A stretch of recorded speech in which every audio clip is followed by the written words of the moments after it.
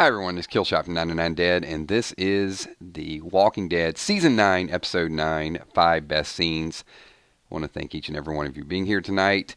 And yes, it was a long last couple days of streams, but we got something. This is some good information tonight. We've broken down the episode, and we've got some information from our patrons as well that helped us narrow down this list a little bit. So before we get too far into it, I do want to say a super chat shout out to Valar, Hello 99 Army, Kill Steph, Emmy, Kel, Sweet Tommy, sponsors, patrons, and of course, all of the super chatters out there. So what we're going to do is, this is a unofficial list, and there were so many good scenes.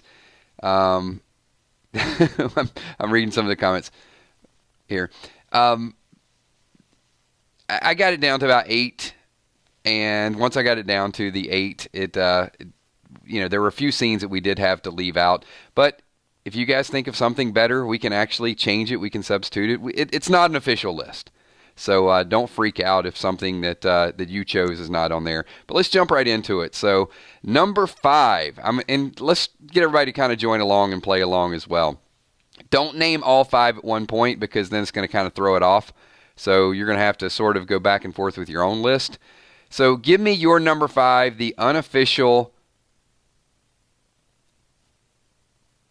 5 best scene category. And number 5, what do you guys got?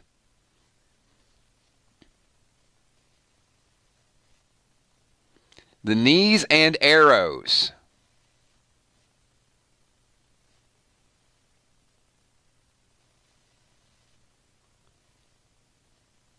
Julia didn't waste any time with that. Julia puts that in at number 5. What else you guys got at number 5? Lakeisha's like, I just have one. All right, we've got a couple other people with the knees and the arrows. Judith and Negan fence scene. Omicron says Alpha. So I have got, as number 5 on my list as well, Judith and Negan at the wall. So Negan throws the shovel over. Judith comes up. Some people may have that a little bit higher. I'm going to see if any of my patrons actually had that one. A lot of people had the Daryl shooting the walkers in the knees, or the whispers, I guess. Actually, both. Daryl's shooting everybody in the knees. Maggie B said, definitely Daryl determining who was a whisper on the bridge by taking a knee shot. And a few others agreed with that as well. I didn't have that in my top 5. I feel bad now because I see some of you really like that scene. I thought it was good, but there were some scenes that were, it did have some action. I think that was a little bit of the pushback from some of the viewers, is they said that it was all kind of building and bridge and relationships, not the bridge scene, but just the development from going from one episode to the next episode. Stop it, Steph. You're not getting shot in the knee. Wow, pretty rough group. They just love the scene to hear the whispers scream. Is that an oxymoron if a whisperer screams? Maybe.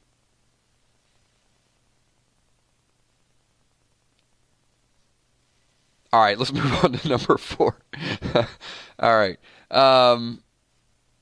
Let me give you... Actually, give me yours. You guys give me your number 4. And then I'll give you mine as we do the countdown.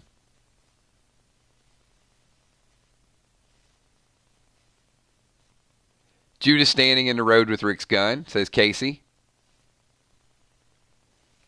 Drama King, Rosita throwing up after Eugene tries to profess his love.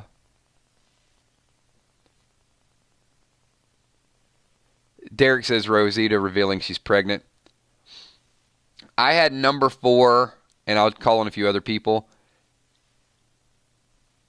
Alpha throwing the arrow and saying the trail ends here.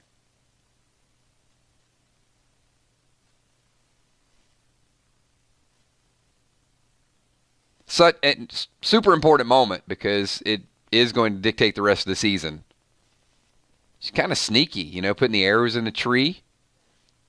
Daryl puts the arrows in the knee. Alpha puts the arrows in the tree.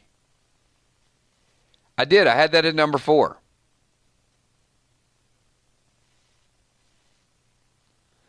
You know, drama, maybe not. I guess it's whether it's one of the best scenes. There wasn't a whole lot to the scene. And it did have Luke and it did have Alden in it.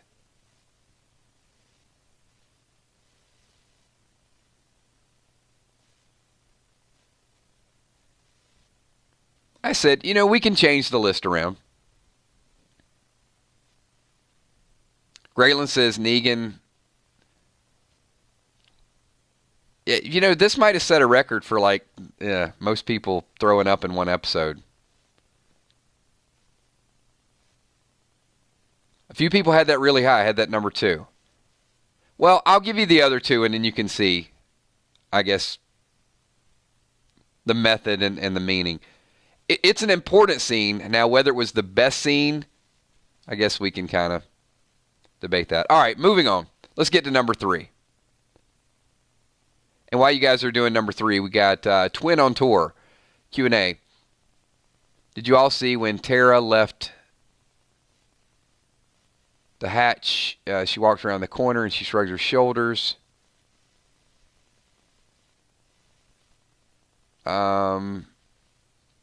No.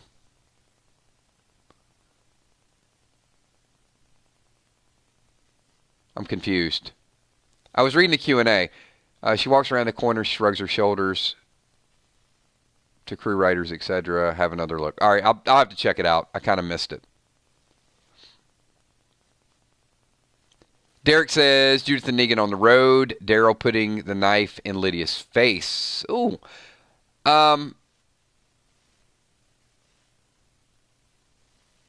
Bumblebee, I like that scene as well. That was not my number 3, though.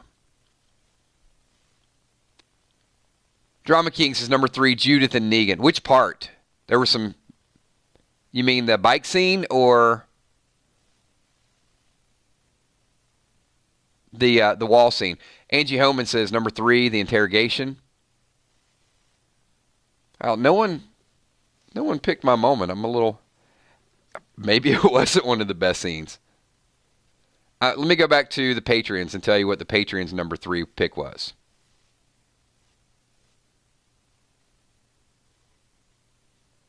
They had the Daryl interrogation as the number 3 pick on the Patreon site. And several viewers chose that.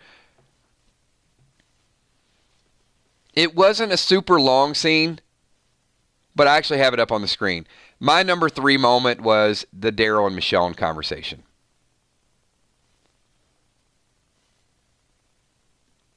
And, oh, there you go. Viola picked that as well. I'm right there with you, Viola. I thought the Daryl-Michonne conversation, because Michonne, it's pretty important. She brought it up that, they're going to be really thankful. They're going to be happy that we brought Jesus' body back. And then you kind of get the Daryl like, I wished I could have done the same thing for you. And Michonne says, I wished I could have done it for both of us. So there wasn't a lot to it, but I thought it was very impactful.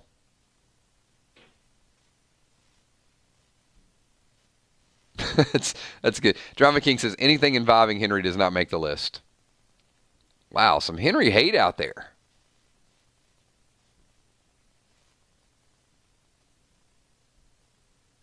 All right, we're winding down. So I think a lot of people that have not said these yet, I got a feeling our 1 and 2 is going to be pretty close. All right, my number 2 is what a lot of you guys have said for your number 3. So let me see what you guys got. Give me your number 2. We're down to the final 2 of the 5 best scenes. Now's the point where you start doing your recount and figuring out, hang on, there was another one I forgot. I hate when you get down to number 1 and you realize that you forgot like 2 or 3 scenes. They could have been 3, 4, and 5. It's okay. Once we get all of them, we'll do a recount. Shane Yahtzee says Lydia reveals who she is number 2. Fluff says Alpha, the Alpha scene.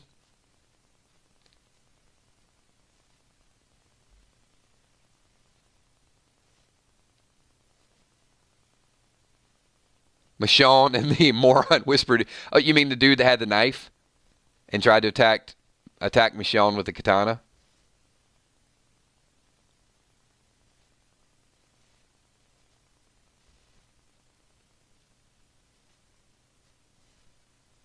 My number 2 is, many of you mentioned already, is the Daryl interrogation scene.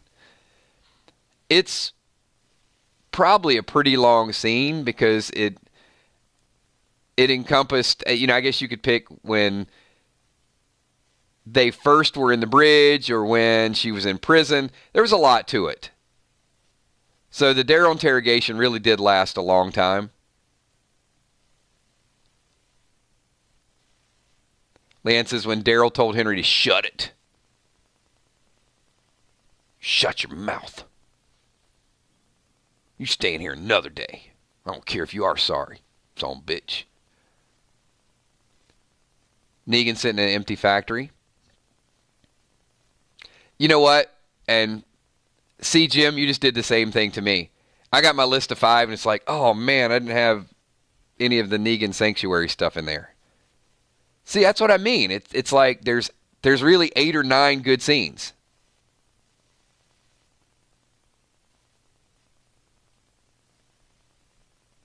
All right.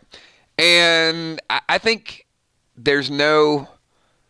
A lot of you are going to say the same thing here. Let's just throw it out there. The number 1 scene, the best scene from episode 9. A lot of people are talking about it over the internet. You guys have mentioned it in a couple streams. So give me your number 1 right now. I don't think that's going to change. Well, actually, there's 2. I think a lot of people are going to say Alpha. That's going to be up there.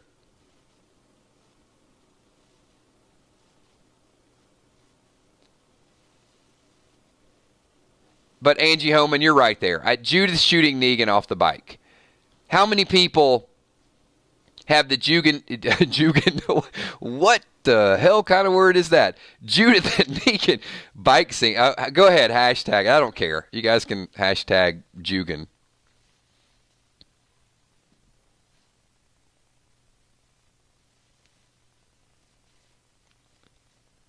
Good. All right. A lot of people have that as number 1. Stephen Ellis says, number 1, I'm a kid, asshole. Yeah, there was a lot to remember from that scene. And the fact that he's there, thank you. I earned that one, for sure.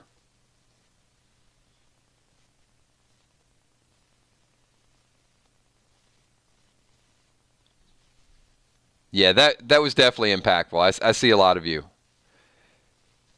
So we can we'll review the list, and once we review the list, all right, I'm going to make up the rules as we go. Because this is the 5 best scenes. It's our video.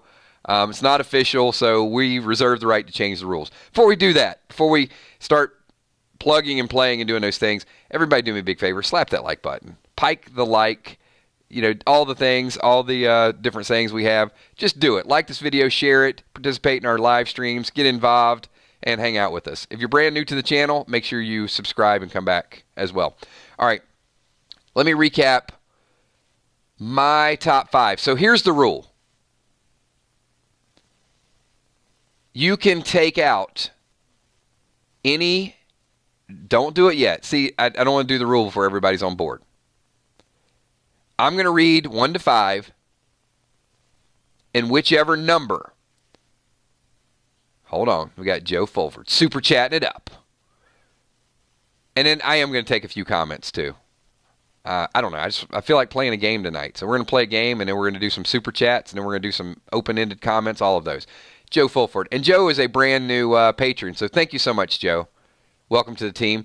Says, Kills, how do you think the camp will react when they see Negan return? Will they see Negan return? I'm going to throw that out to the group. 909 Army. Will Negan and Judith make it back to Alexandria? or will there be a diversion?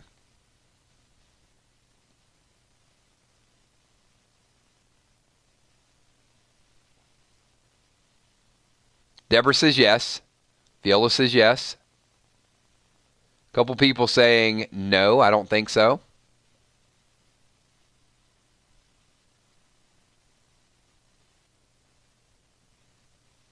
I mean, they are on their way back.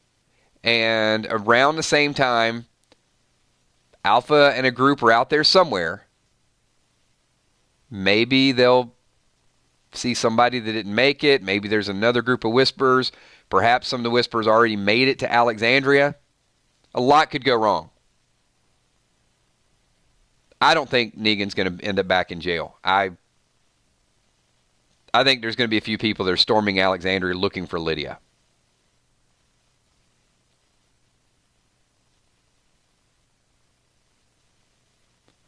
So, Joe, it looks to me like it's going to be one of those things where Negan's going to get maybe not immunity, but there's going to be other things going on, and the last thing that they're worried about is, hey, where's Negan? They're going to be just trying to survive. And who knows, maybe they could think that Negan got captured. Possibility, right? Thank you for that. Appreciate that super chat. And in a couple minutes, we're going to open up just for some general questions. So, the 5 best scenes. I'm going to read my top 5 from 5 to 1. And all of you have a very, very important task. We're not all going to agree. I understand. But you get to remove one of my top 5. We're just going to strike it down as if it doesn't even exist. And then we're going to put another scene in there. So here we go. Number 5. Judith and Negan at the wall when Negan's trying to escape. Number 4. Alpha says the trail ends here. Number 3. Daryl and Michonne having the moment talking about the search for Rick and thanking for everything that happened. Number 2. Daryl interrogation. And number 1, Judith and Negan bike scene. So pick any one that you would like to see out of the top 5.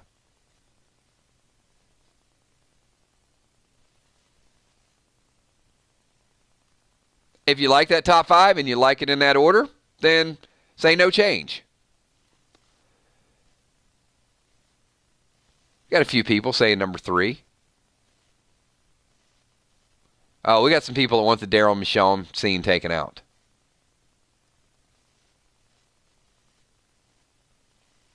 Some people are like, no change. They're all solid.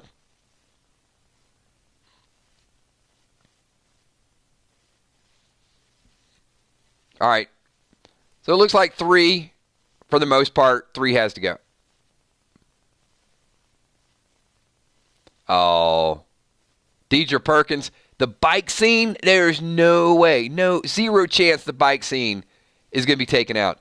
That is almost unanimous number 1. I'm not removing that one. I loved it. Okay. All right, here's what we'll do, because a lot of people like the list.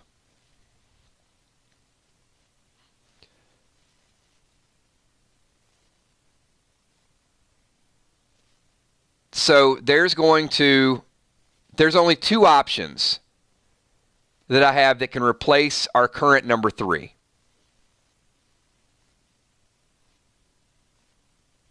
That's the Daryl Michonne scene. But we got to do this in a weird sort of way. Okay?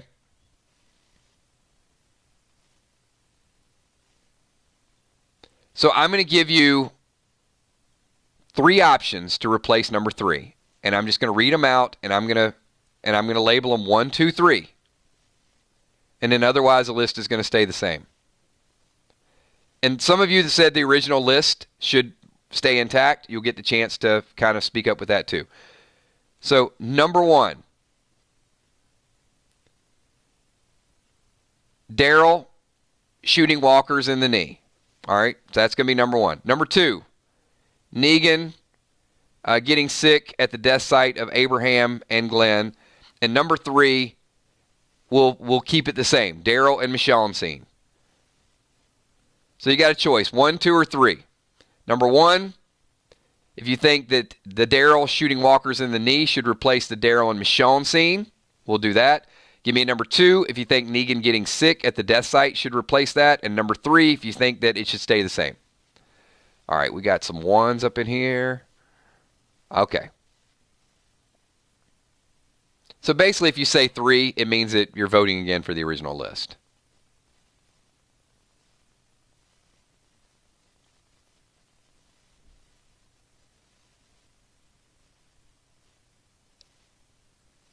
You know, I love people watching the playback and they see all these numbers and they think, is this some cryptocurrency code that's streaming along the side there? They have no idea what we're doing. It's a very imperfect type of survey. You know what? In real time, when the rules aren't known in advance, it's kind of the best I can do. All right, I'm going to say most of it were number 1s. So the Daryl and Michonne scene gets replaced with the Daryl shooting walkers in the knee, which is kind of cool because let me give you the top 5 list that my Patreons came up with. All right? Number 1, which was my number 5, they had Judith and Negan wall scene. That was their number 1. Their number 2 was the Daryl interrogation, and their number 3 was Daryl shooting him in the knee. So we're pretty close. They didn't have the Judith and Negan bike scene, which by and large, most people said that's number 1. So, yeah. All right, I'm going to run it back one more time, just so we know, and then we're going to hang out for a little bit more, and we're just going to take some open-ended questions, talk about the episode a little bit more, and some things that you guys liked, and some things that we can look forward to. All right, here we go. From 5 to 1, once again, and this is going to be the official signed, sealed, delivered. I don't ever think we're going to do something we all 100% agree on, but this is as close to a democracy as I think that you'll get. Number 5 was Judith and Negan, the wall scene, where Negan threw the shovel over and climbed out of Alexandria. Number 4 was the introduction of Alpha. Had some Luke conversation. You got a little bit of Alden and Luke back and forth talking about the singing. We got the arrows in the tree. Alpha says the trail ends here. Number 3, as a replacement, we get Daryl shooting walkers in the knee as number 3. Number 2 was the Daryl interrogation. And number 1 was the Judith and Negan bike scene. So you can see a lot of Judith, a lot of Negan, and a lot of Daryl. So that's where we're going to leave it, everybody. That is your 5 best scenes from Season 9, Episode 9. Well, you know what I'm going to do is if you guys like doing this format and you want to do it for episode number 10, we'll do the Patreon survey, and we'll also give you a chance to vote on our Facebook Walking Dead 999 Army page. So if you guys would like to do this every Tuesday, and we'll set up a survey, we'll set up a poll, and then just give me a quick 999 in chat right now if you guys want to participate in a survey next week in both formats. All right. Now, obviously I want to see a bunch of 999s go up there because I just want to see this whole computer code kind of work itself back into this video. All right, let's get back to the episode a little bit, and we're going to open up just for a few Q&As.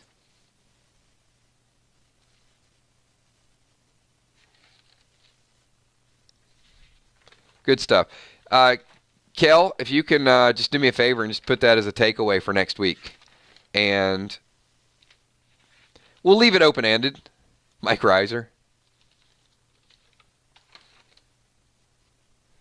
Mike, you got too many 9s there. Oh, I see. You were dragging. It's like 8, 6, 7, 5, 3, 0, 9. Oh, and I see what you did there. That's pretty clever, Mike. Jenny, who can I turn to? All right, we're going to get back into the episode a little bit. So give me a few Q&As. Let's I guess, hey, here's an idea. How about the worst scene? I know it's like blasphemy, isn't it? We don't say worst scenes with Walking Dead. But as much as we liked everything, I don't think that we said what was kind of corny, what did you not like about the episode? That's a possibility. Sheila Mack, Q&A. Kills with Judith become friends with Negan. Sheila, she's already there.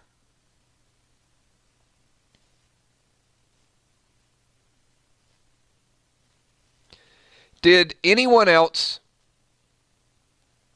feel that when Negan climbed over the wall, Judith kind of looked like she was losing her best friend? Was that just me? I mean, I watched it like twice, and then I saw that scene a couple times because I thought it was an awesome scene.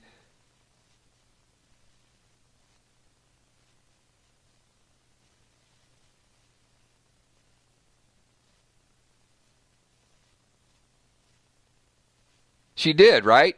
Didn't she look like a little sad? Like, this is my buddy. He's gone.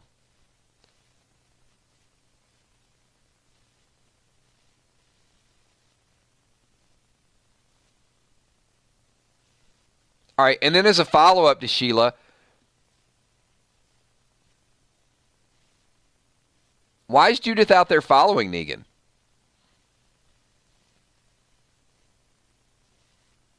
She was worried about him, right? She didn't think he could protect himself. So, Sheila, that friendship that's permanent.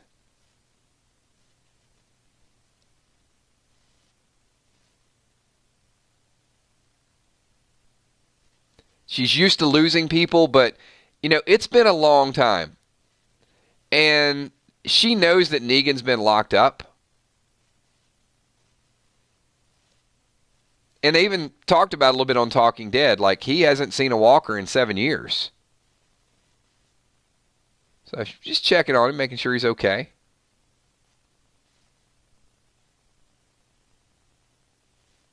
And that bike is going to stop there. I mean, she's a good shot. She's not trying to kill him.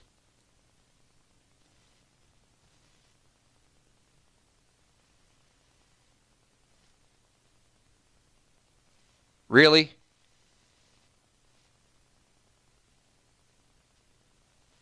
You know what? Wow.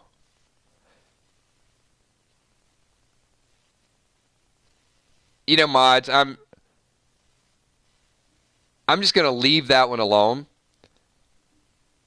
That comment might have been the most disgusting, sickest comment I think I've ever read on YouTube. Unbelievable. All right, I'm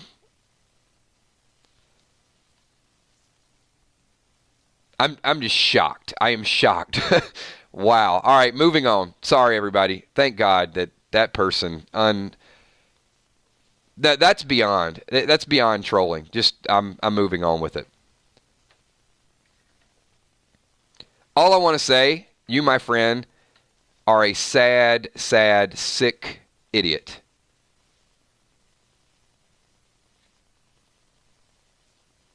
And I think that needs to be reported. That really goes beyond the normal scope of conversation.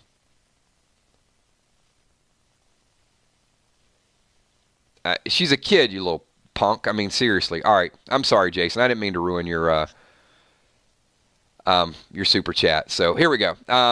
Jason the Mixologist says, Kills. Who is watching Judith? How can they let her go out by herself? So, Jason, would you agree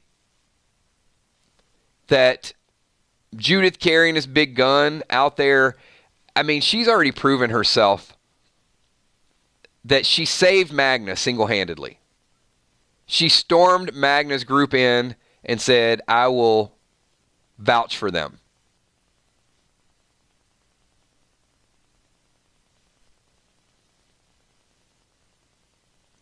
So the question I would ask kind of you, Jason, is do you think Judith needs to be watched?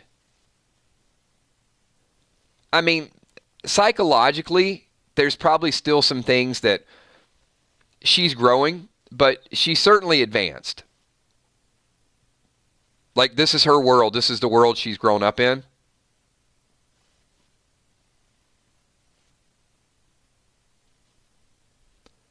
But from an ability to defend herself and take care of herself,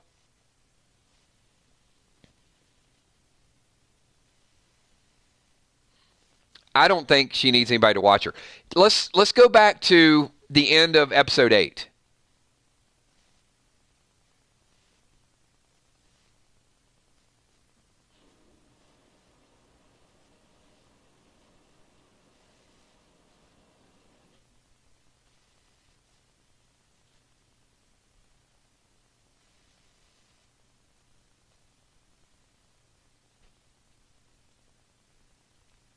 Who was surprised in episode 8 that Judith was out there without a chaperone, without any type of supervision, and then you've got Magna, Yumi, you've got qualified fighters out there that can't take care of themselves.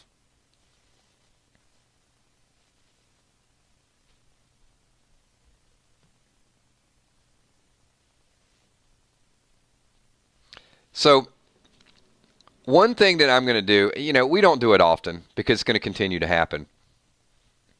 I'm going to pause the stream just for a minute. And hopefully you guys, because I kind of want to get on my little soapbox here for a second.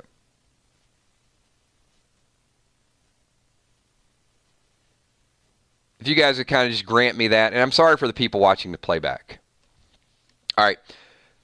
So, to this person, this Kingdom Hearts person, to the person that is putting 999 stuff up there, it's probably the same person we banned from another channel, BVB Army, that came up, has been blocked on about 20 different things.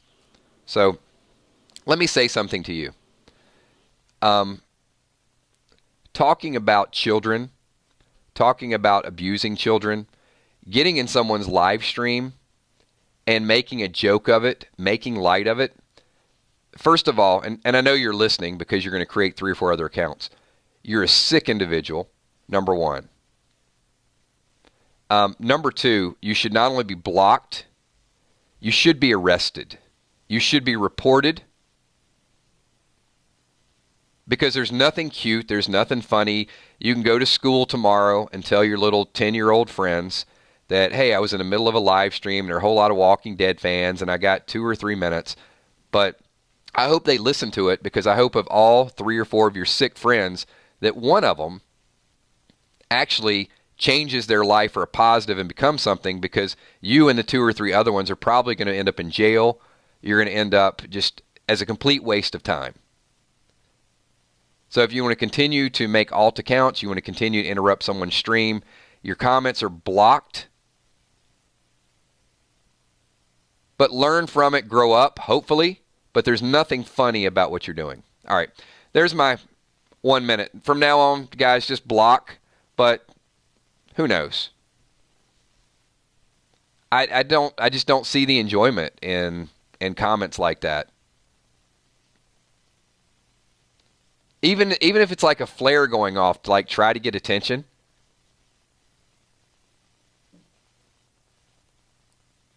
Who thrives on negative attention?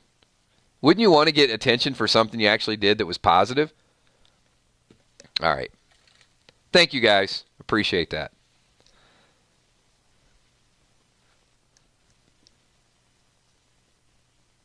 Yeah,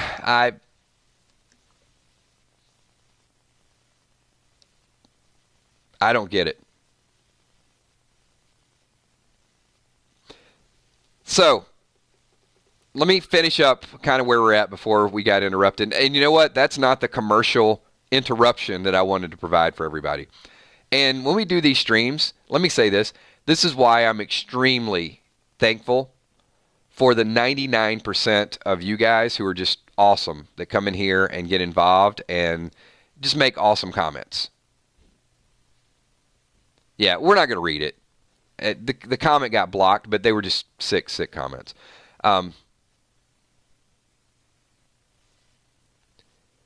Was it overboard that Magna and Connie and Luke and you? I mean, the group was completely surrounded.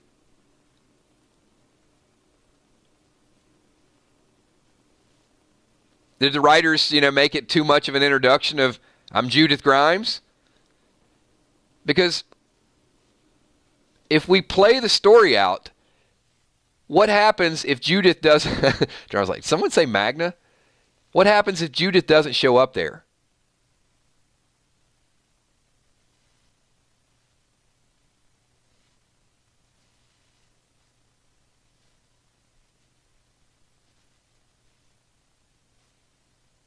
You know what? I'm sorry. Dwayne, it was 9-5.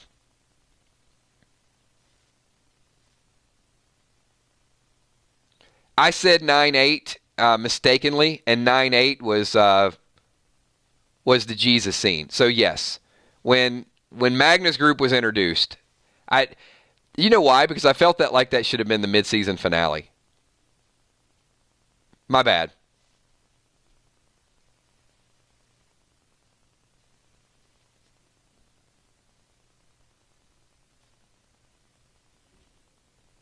But it does seem a little unrealistic that group could be completely surrounded and almost dead, and Judith is the one that saved them and then brings them back to the camp. I agree. Lisa Khaleesi says Magna and her crew is freaking awesome. However, well,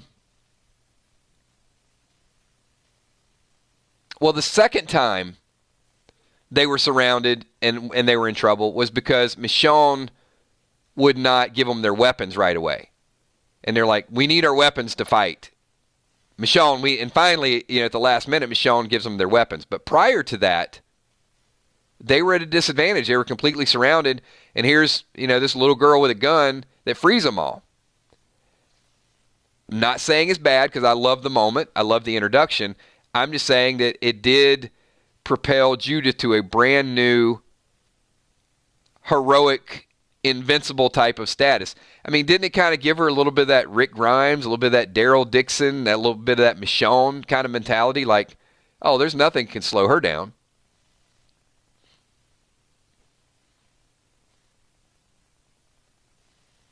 So because of that, then the question is,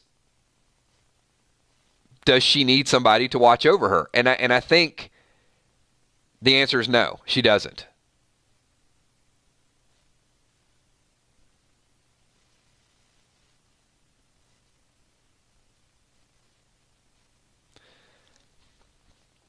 So here's a follow-up from we got Omicron says, at least we know she can handle the kickback from that gun. She did. Everybody kept saying, she shoots the gun, the kickback's going to knock her down. She did get a little bit of kickback, in the motorcycle scene. She's strong.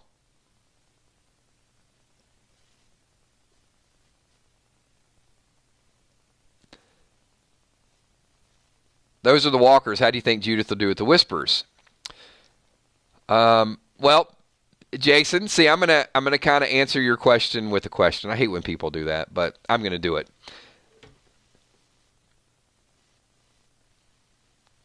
She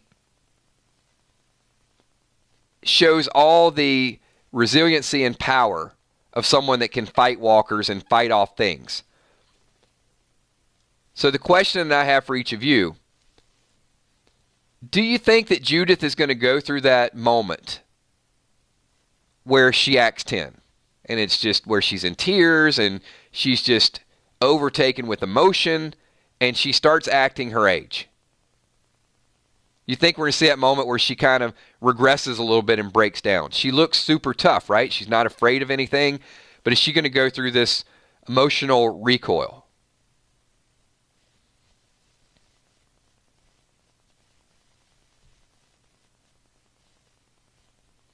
So, Jason, you're going to see what I do. It's going to be kind of a long path that I'm going to get to answer your question.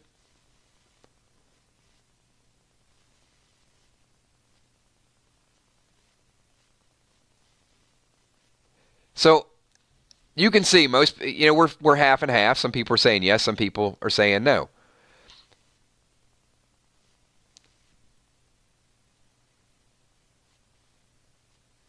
The strength, she shows the strength and vulnerability. So will she become kind of vulnerable? I'm going to say she doesn't.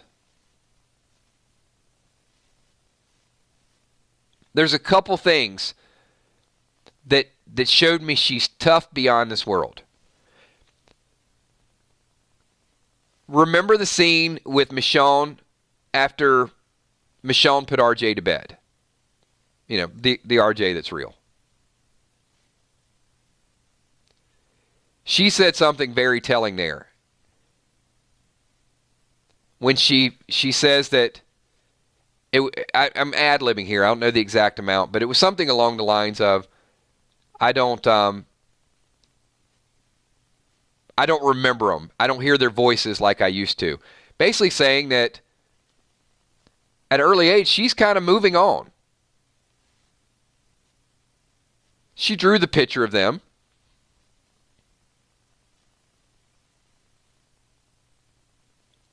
So you could see the memory, this is my family. We saw that in the last episode. But she's also starting to, I can't remember their voices. So she's advancing beyond it. The other thing that I want to say is Judith was not raised like Carl. Now, when she was young, she got a little bit of the taste of the world. But look, Judith didn't have ice cream parties and birthday parties, or we don't assume she did.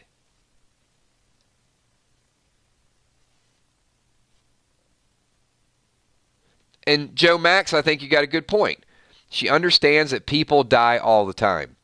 So where you typically have a lifespan of 70, 80, 90 years, I think Judith, it's probably like, okay, I've seen it.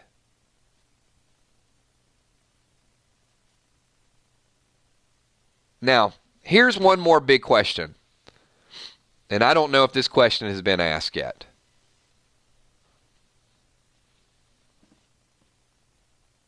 We're going to have a 999 Dead exclusive. I think this is going to be a question that's going to make you take a step back and say, wait a minute. All right. Let me know if you guys are ready for it. Because we don't know what happens, but we know that the toughness, the psyche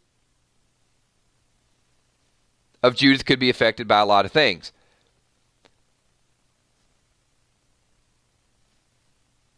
What happened to Michonne and Daryl? Give me your best guess. Where did these exes come from?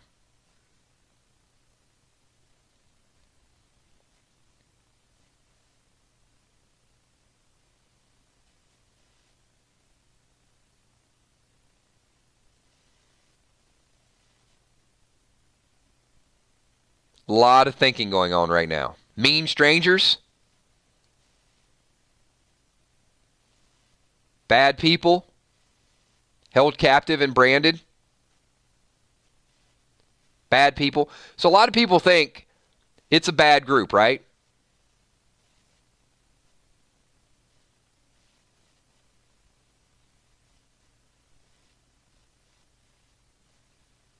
Okay. All right, follow-up question. Where was Judith?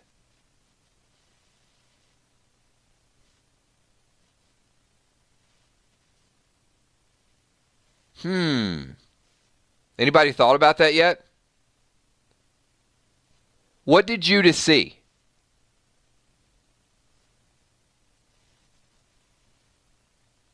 I mean, we know about Daryl and Michonne.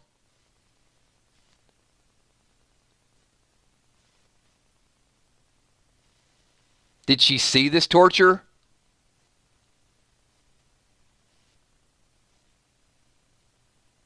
And if she did, wouldn't that be enough to break down a normal child?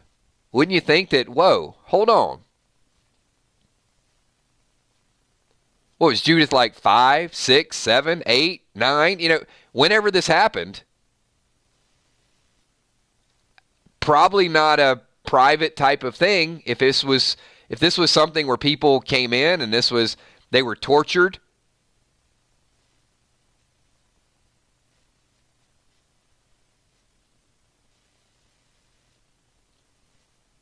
I mean, I don't think the torture just, okay, let's take them one night, torture them, and then, release them.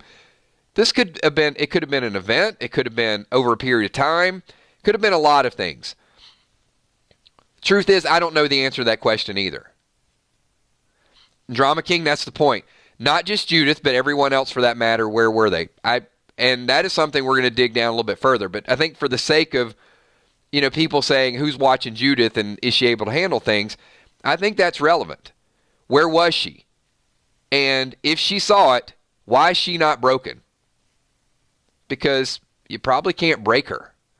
She's probably seen, she saw her brother is gone. Her dad is assumed to be dead. Her mom, her dad's best friend, could have been tortured. Ton of walkers out there. The community does not accept new people, but yet Judith is out in the middle of nowhere looking for people, and she finds them and brings them back and says, I vouch for them. So that's not a 10-year-old. I think for all intents and purposes, I think that is a 25, 30-year-old hardened by the world that has experienced things that most other people could not withstand. So I think you got to kind of look past the fact she's only like 3 foot tall and 40 pounds. I think you got to see she has a mental awareness and a toughness that very few on the TV show have. Makes her super, super unique.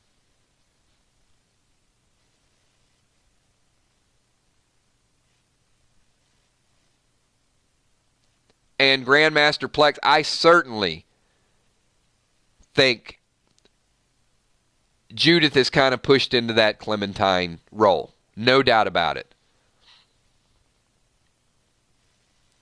Not even Carl. I think some people thought, okay, Henry's going to get Carl's arc. Judith's going to get some of that arc. No, I think the closest comparison would be Clementine from the game.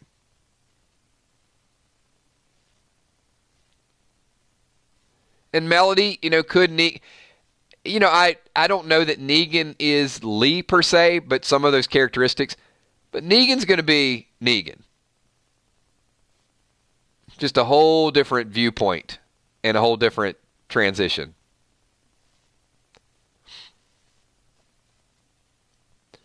And Andrew McSherry and also Drama King, who else could have scars and who else could have witnessed this? I really want to know. I'm pretty excited about what we would have thought at one point to be a filler episode when we get to 14. Because there's going to be a lot of stuff that's going to go down in 13. There's going to be the fair. And we're going to be on edge about what Alpha's doing. But I also think we're going to be okay with taking a break because this whole Scar thing and this flashback is a big deal. What caused the big rift between Maggie and Michonne? What did the kingdom know? Were they attacked and they didn't get there in time to help? Did Alexandria blame people?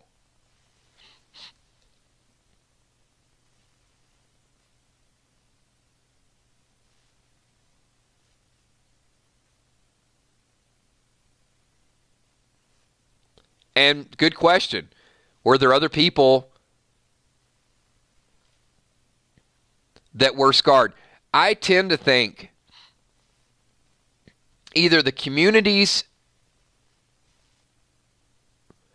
it had to do with singling out the communities. I don't have all the details yet. And I feel like that's where everybody got a little bit selfish. Where maybe Hilltop had to take care of their own people and Alexandria took care of their own. And whoever these people were, if they tortured them, if they branded them, if they wanted to separate them, that event is really what separated everybody permanently. We saw a little bit of it. I mean, we saw Maggie wanting to take care of the people behind the Hilltop walls, and now you see Alexandria, they're like, they don't care. And you got Jesus and Aaron sneaking away so they can train together and they can kind of keep up with what's going on with the other communities because it seems to be forbidden. Why is it forbidden for these are frowned upon? Maybe the word forbidden might be too tough of a word. Why is it frowned upon for people from each of these three communities to interact with each other? What happened that is so important that you can't even go have lunch with someone that you've been through thick and thin with? Right? I mean, Aaron's not coming back. Hey, Michonne, how's it going? Good. What'd you do today? I went up toward Hilltop. Was training with Jesus a little bit. We had a few sandwiches. Oh, cool. How's he doing? He's doing fine. Good. What are you doing next Thursday? I'm going to go up and see him again. Might head over by Kingdom, see how Carol's doing.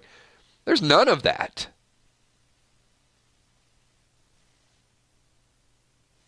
So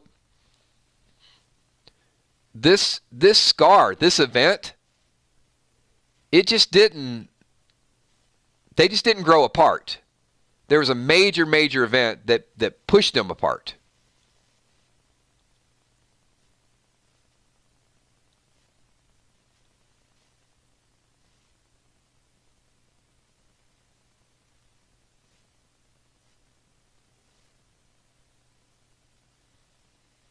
Betrayal between the groups. It's all kind of speculation, but we do have fun speculating. All right, so I'll do it. Somebody betrayed the community, whether it was some of the leftover band of saviors, whether it was a whole different group that came in. And I just feel like Alexandria took the brunt of it.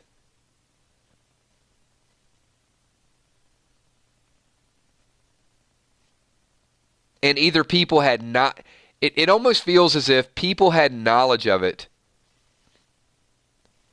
but they chose. They chose to take care of their own and defend their own four walls and not help what was going on. That's kind of what I feel about it.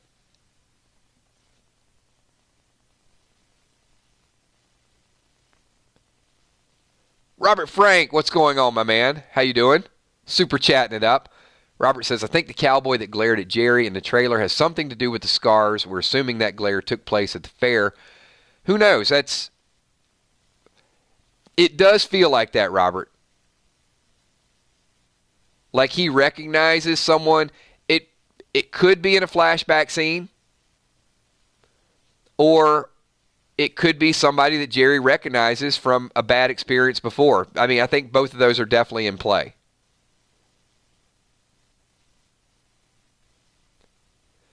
But assuming he was just from the fair, I think that's before people even knew what Beta looked like. Because when that came out, a lot of people were like, wait a minute, could he be Beta? And then we found out, no, he can't be. So, yeah, that's what I'm hearing. The Highwaymen group, but what do these Highwaymen group do?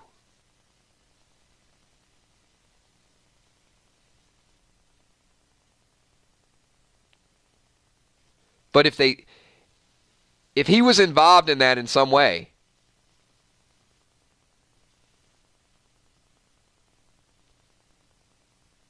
not good. Now, here's the dilemma that we have.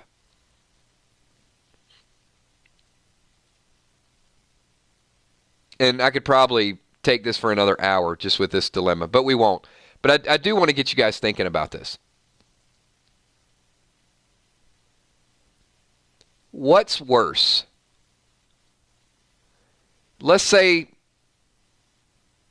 this guy was from a group called the Highwaymen, and I don't have validation of that, but let's just say.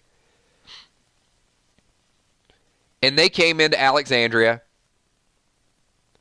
and they betrayed Michonne and Daryl and the group. Wouldn't that kind of...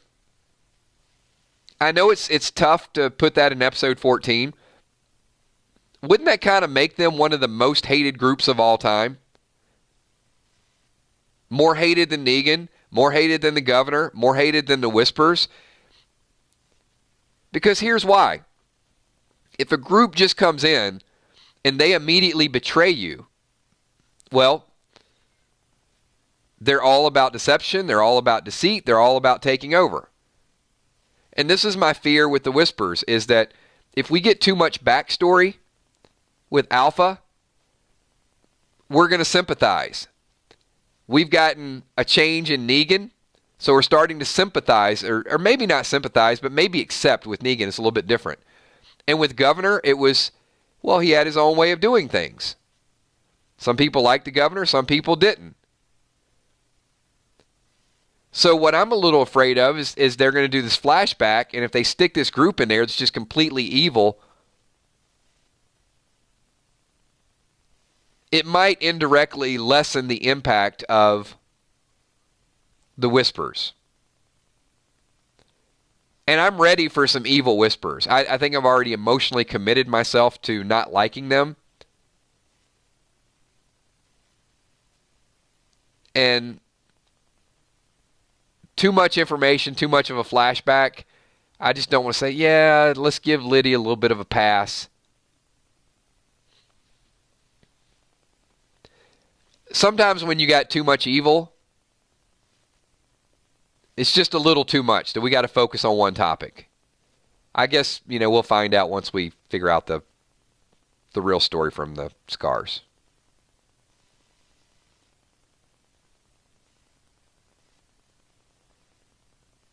Judy versus Lydia fight. You know what? I think we'll do that in a video. Maybe we'll add that tomorrow. But a standoff. All right, let's get a little taste of it tonight. So Carol versus Alpha, and we're going to wind this down. We're at 58 minutes. So based on what you've seen with Carol and based on what you've seen with Alpha, who are you guys taking?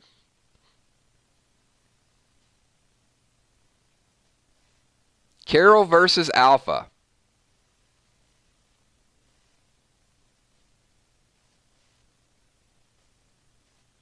Whoa. Lot of Carol fans in there. Carol all day. Carol. Look at this. What's up, Speedo Smith? Thank you so much. Super chat that 909 Army. Carol hands down. Carol. Queen Carol. All right. You know what? I'm going to say it because you guys are afraid to. I can see the fans. And you guys, you know what? I am a Carol fan. I love Carol. Here's why Carol's going to lose. I just pissed off half my fans. But I have to tell you, right? You guys want me to jump on the bandwagon, or you want me to give you my honest assessment? You guys want honesty? I see already I'm getting like, no, you guys are booing.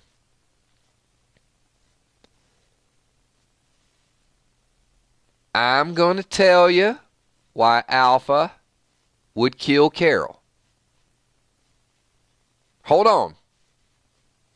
Honesty. Some people want honesty. All right, I'm going to let them wind down a little bit.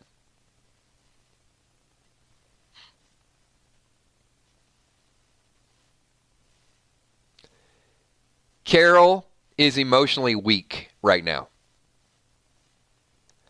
Carol has emotional baggage. I'm talking about current state of mind. Alpha does not have the same emotional commitment. Alpha cares about Lydia. But Alpha has a different method about she's violent. She will not hesitate. Randy, hold on. She did hesitate to burn the saviors. The thing with Carol is Carol had to backtrack and go back and prove it. So, Randy, here's my point. There was a bit of a pause there. That pause is the type of thing that would get her in trouble right now. I'm talking current state. So give me a chance to explain myself before you guys have a complete revolt. I know this army. I know this group. Jason, if Carol loses someone, she will go into beast mode. You're absolutely right. Carol was willing to die for Henry. Remember that. Then Carol, on second thought's like, wait a minute. Henry's looking up to me. This ain't right. I'm going to go back and do it.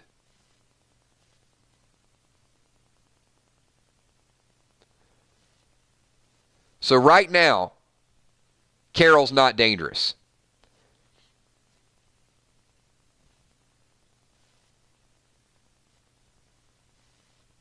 And in a weird sort of way, if Henry is missing or Henry is dead, then Carol becomes formidable. I think Carol will kill Alpha. I do. I think that's the way the story's going to go. Hold on, Tammy. We're not agreeing to disagree. I'm going to tell you why I'm right. That was wrong the way I said that. But hold on. Don't give me a chance. Give me my 30 seconds to explain. Tammy's just like, she's into the conversation. She's like, we're going to agree to disagree. You're wrong, Kills. I'm right. Let's move on to the next topic. Hold on. Give me a second. Just hear me out. Alpha has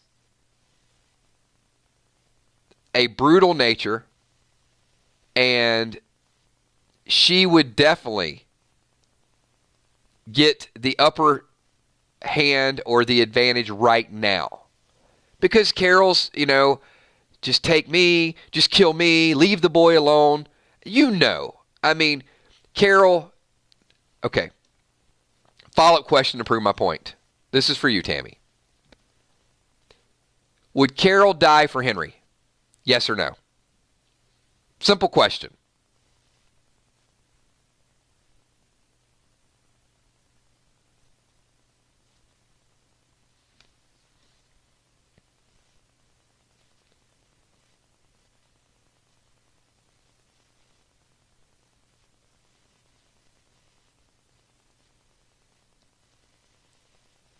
All right.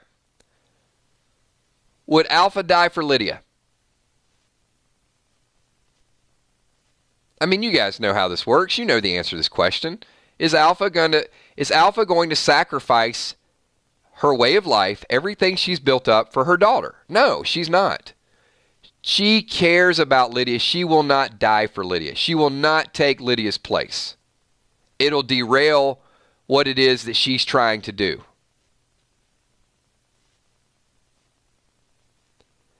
And in that moment of pause, I think Alpha has the advantage over Carol. Now, it's not going to stay that way. So if you ask me this question in a month, I'm going to give you a different answer. Because I think that either Henry is not going to be at immediate risk, or he's going to be gone, or something is going to change Carol.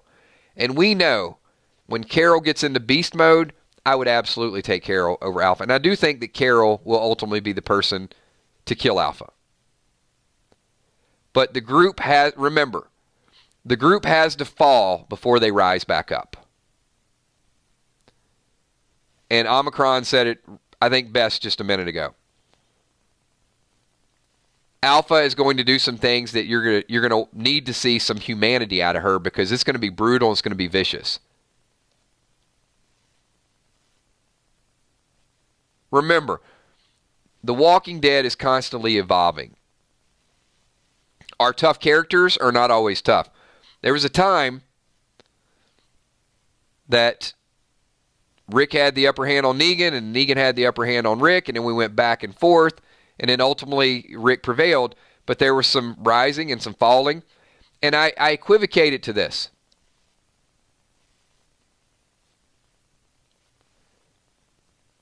What was preventing Rick from killing Negan?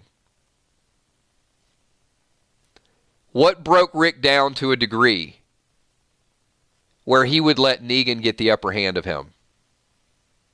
There was one reason, and one reason only. Carl.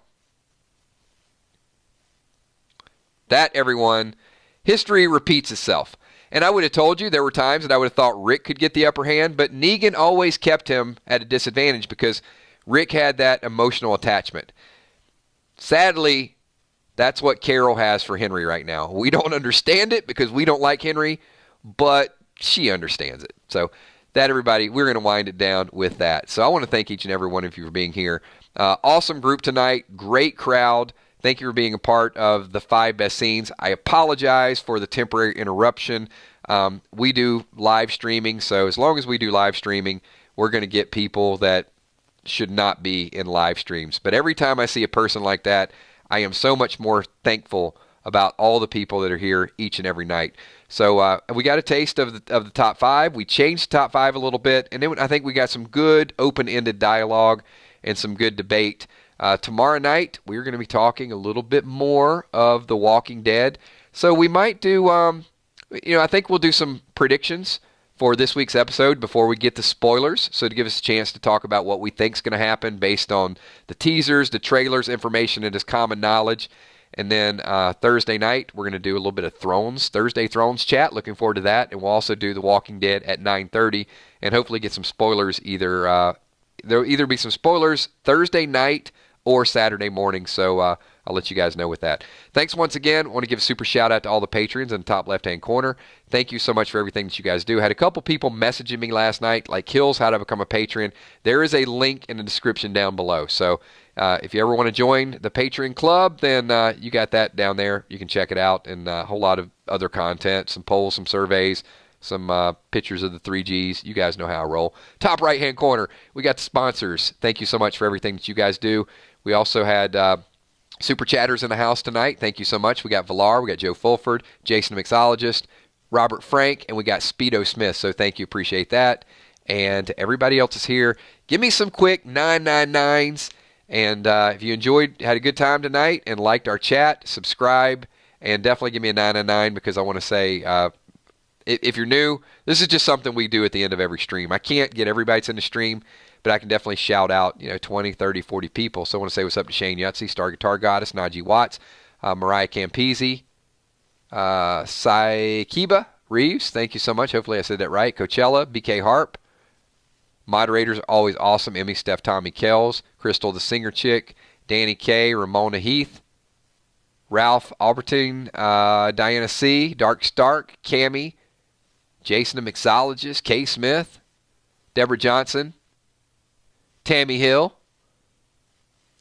Tammy Hill said it's a great stream tonight. Tammy, I didn't think it was that good of a stream, but you and I are just going to agree to disagree. I love you guys. Thank you so much. I had a good time hanging out with you guys too. Crazy Net, Samantha Coombs, Lee George, Kelly Golan Zinnier, Kathy Parker, Ron Burgundy Moore, Janet C, Anna Demo, JBB, Kay Hensley. Thank you, everybody. Corey Whittington, thank you. Lisa Khaleesi, appreciate you. Thanks for being here. Hippo in the house, Joe Marks, thank you. Or I'm sorry, Joe Max. Sorry, I gave you an extra R there, Joe. My bad. Howling Wolf, thank you. Becca Briggs, Amanda McGinnis. RJ, what's up, RJ? Thank you so much.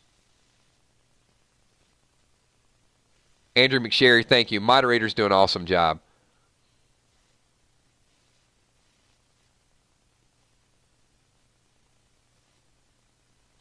Leanne, have a good night. Thank you, Leanne.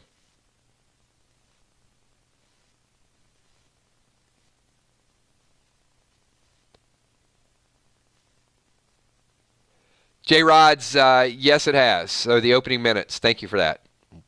We did check that out. We'll talk about that a little bit tomorrow night as well when we do our predictions. I mean, can't really talk about the predictions without talking about what we know. So we got the sneak peek, we got the teasers, we got the trailers, and we got the opening minutes. So I think we can come up with a good balance. Thank you, Mish. Appreciate that. Bumblebee Brown, thank you. Have a good night. Sheila Mack as well. And to everybody I missed, I'm going to do one big shout out. Julia Drums, thank you. If I ever miss you in a shout out, it's just because there's a whole lot of names streaming up there. Please don't take it personally and shoot me a message. So, and I will give you a shout out. You know what? I don't feel comfortable closing down a stream with an alpha voice. So, I'll give you guys some alpha in the next stream. You're going to love alpha this season. All right, everybody. Thanks. Have a good night. I'll see you tomorrow at 9:30. Peace.